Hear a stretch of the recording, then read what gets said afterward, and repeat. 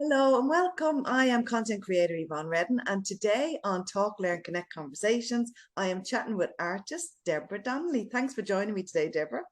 Thanks for having me. And your lovely, colourful background. I was just saying that before we came on. It's fabulous. I wouldn't expect anything less. Yeah, I'd love to. I discovered yourself at a local recent event. I was just saying that to you before as well. And I got your lovely tote bags, and I love it. And your colours are fabulous. But I'd love to know more about where you began and how it all began for you, and what you did, and how long you're in business, all that kind of stuff. If you can share. Yeah, I think it starts with my mother because my mother is an artist, so Yeah. it's all her fault, the Well, pain thank and you. suffering. But she was a single parent growing up, and it was always art. Like she would paint one wall with gloss paint, and we'd Yeah. paint on it, Yeah. and then she'd wash it away. But she is one of the, artists that exhibit around Marion Square for the last like 50 years Yeah. almost. And I remember as kids, she would just chuck us all into the car, and it was a mini, and there was a big hole in the front seat, and you could see the road when you were driving. It was before the NCT, Stones, Deborah, put your feet through. but she used to chuck us out in Marion Square. But we'd hang around with all the other artist Yeah. kids, and I remember she'd give us £1, and you used to be able to get a cup of soup in Holles Street. Actually, they had the best soup for the new mothers, and we'd all look forward to that soup. Yeah. And then, of course, it was the struggle if she sold or not. If she sold, we'd get a Swiss roll on the way home. Yeah. But if she didn't sell, it would be darkness on the whole household. So that really, like, I saw her struggle quite a lot growing up as an artist. And it wasn't, I don't know, it wasn't something that I thought, oh, I'm definitely going to do that because I could see how hard it was. And I think growing up, my art teacher in secondary school was like, no, you have to do art. And her and my mother, I think, made me go into art college. Yeah. And it was totally the right decision. I got quite high points in the Leaving Cert. So I see it with my own children now. Because they get the high points, they have to do the higher Mm. course. So it was a struggle for me not to use the extra all the points I had and do do art. But then I realized that I loved it. There's art everywhere. There's art on the cereal boxes, your car design, glasses, like it's everywhere. So I quickly realized that I just needed to adapt. Like I didn't I saw my mother and I feel like I'm always have to adapt as an artist Yeah. to different ways. But she's been brilliant. I got a green card on the visa, and I used to send her over my paintings, and she would sell them in Marion Square then. Yeah. So it's a great community spirit It's around quite. What there. college did you go to, Deborah? I went to NCAD. There's the back thing. The sound is coming back a bit. Is it on you? Maybe I do have earplugs just in case it Let's because try that because I think I can hear it like a feedback, just so it doesn't sound grainy for you. Is that any better? Yeah. How does that sound? Do I sound better for you? Yeah, I didn't hear any back echo. Oh, that's great. So I suppose your paintings are very unique. I mean, where does all the cows and the puffins and the all the animal, the ostriches, where does that come from? Well, I don't know. Like I really want to paint like Rembrandt and Vermeer, but then an ostrich pops out or a cow. So I think it's the rewiring in my brain somehow. Yeah. But the ostriches I started painting during lockdown because I was the only one that left the house. And when I came home, my children would like stick their heads out the door going, "Have you any food?" Like an And ostrich. yeah, like an ostrich. So my those ostriches I have, like I love that's it. one I of them on know. my bag. I've It's got they're one. hungry. It's lovely and fun, though. It's a real fun concept that you have as well. I mean, obviously, you do other stuff as well. I mean, I love the pictures of the women having a drink of wine, Oh and I yeah. love the one of the I see swim as well, Deborah. So I love the one Oh, do down you? in the one that you have down at the Sandy Cove Oh of the, yeah. I have that as a It, postcard, and I love ah. it. I love it. So it's very unique. How did you find business in COVID the last two Um, years? Well, it was really tough. It was really tough for me, because my background would be art wellness. I used to go into, big corporations and teach their staff how to slow down through art. Yeah. So I was fairly booked out for that. So those classes kind of stopped overnight, and the bookings. And I suppose I did get a fright when everything halted. But honestly, it was the best thing that could have happened for me, because I was able to concentrate on my own practice again. Yeah. I'd forgotten about it. I got so wound up in the classes and going into these places and teaching people how to paint and slow down. But when I was, thankfully, I was allowed to keep working in my studio, and I could see like the pain and suffering outside my door. And I know that color can make people feel better. So one day I just said, I'm going to hang everything outside. I didn't open the studio. I just hung everything outside. I hung painting of bees with be positive, and a big painting of a donkey that said, don't be an ass to your family, hang in there. And then the ladies' night out, I have it kind of on a purse here, but I started painting those with like a little message on it. Don't worry, you'll see your friends again. And I don't know, I felt I wanted to do something positive, but I was also afraid because, you weren't supposed to be operating. And my studio's in Marley Park. So I was working away and two big guards on horses came in and the studio went really dark. And I thought, oh my God, they're going to take me away for breaking the law. But they put their heads in and they said, no, keep going. It's great. It's great for morale. So I just kept going with it all through lockdown, and the support was amazing. But my art is expensive. I suppose, like, think Bitcoin, you have to keep it at a certain level because a lot of people invest in it. So I realized I needed to start having lower hanging fruit and start printing on smaller things and more affordable things. And for people that, and I think that was great, because it means everyone can have a little piece of Deborah Donnelly art. And while we're on that subject, because I know I went into your shop there last week and I bought 3 prints. I got one in the goodie bag, or 2 prints, and I needed another one for a frame. So you had the 3 cards for €10, I think they are. Yeah. Right. So I was thinking, and then I got a frame in IKEA, and like for 20 quid or 25 quid, you can have a piece of Deborah in your home. But like, if someone, I thought that was brilliant. But if someone gave that to me for a Christmas present, Deborah, I'd be thrilled. I think there's a bit of thought gone into it. And so I know your art is expensive, but you can have something like that in your home. I love the little pouches you showed up there as well. There's a scarf in that, isn't there? Yeah, silk scarf. Yeah, I put them around my head all the time. They're gorgeous as well, and they're affordable too. So it's lovely that you thought about that, so that we can, I love art and I love pieces like that are unique, so that we can afford them as well. I mean, I've seen your bigger prints that are expensive. They're just outstanding, I'm sure the corporate world would love them anyway. They like them in their offices and stuff, do they? It's been like, I do a try before you buy, and I supply into other shops and galleries, which has been really, really positive. And the sea swimming sketches have, gone very well. I think people turned to art during lockdown, my favorite saying is, like, expression beats depression. As long as you're kind of doing something and keeping the darkness away, it just makes you feel better, and you can lose time. It's the only time I never think about anything is when I'm painting. I just go into a zone. Well, isolation periods that we had in pandemic would have been fine for you anyway, because you're painting your own. So, like, for people who, and I write, and I love writing on my own. So I actually enjoyed it too, and I could spend time at home with the kids. So it had its positives as well, didn't it, as the negatives, Yes. Yeah, I did. I like some days I kept a routine, like the sea swimming as well, and the trying to adapt to a totally new world and all of that. So like a customer asked me, I have a van and I had signage on the van of loads of skulls, and then I had buy my art before I die, you know.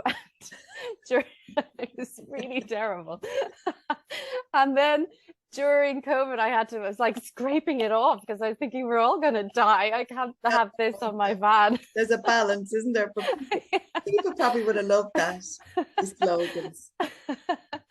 I don't know. I had to tame it back in again. Yeah. But no, but look, color does make you feel better, and you talk about color. You're a color specialist. I know there is a lot behind that as well. So it's good to know all about that.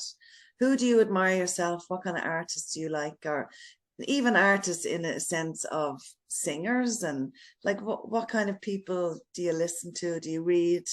What do you do yourself for your own? Besides these women. I read. I just read a beautiful book by a Pakistani author. I Hid My Voice, and I just loved that book. And I listen to music all the time. I just watched Bad Sisters, so I was listening to the soundtrack. I started it last night. I just watched the first episode. It'll take me a while to get into it, I think. But yeah, I loved the 40-foot and all in it. Was great, wasn't it, to see? Yeah, the photography actually was so beautiful in it. And music, I would listen to Vivaldi and classical music, Ludovico, Primavera. I do. I can go through stages where, but I know the girls where I'm in Marley Park, there's other artists, and they always know when I have classical on that I'm doing some serious kind of work, you know. And I do. I love reading, writing. I'm dyslexic, so it's a bit harder. I can understand it, but no one else can. And regarding music, I love all different types of eclectic music. Caravan Palace, that's another group I listen to, and Irish music. So I kind of want to do everything. Like I did start the ukulele during lockdown, and there's a lovely ukulele festival in Dunleary. Do you ever go down? I know, I do go to it. I was down there. Fantastic, and like a real variety of people, isn't it? It's really good, and kids. Can I ask you where did you go to art college? I went to NCAD. Any advice out there for people, I suppose, artists starting off, or like, is there something that somebody said to you along the way that you won't forget, or any bit of advice to give to, you know, emerging artists that are struggling at the minute or whatever? Have you got anything? It's just, you just have to keep going and believe in it. Like, you have to, I mean, sometimes it's hard because you have to believe that you're going to make enough every month just to survive on. And teaching. I mean, I started out in New York. I was a ghost painter for a very famous artist. So there was 7 of us painting his paintings for him. Wow. And then he would come in and sign them. So it was. That's incredible. I've heard of I've done ghost writing, but not ghost painting.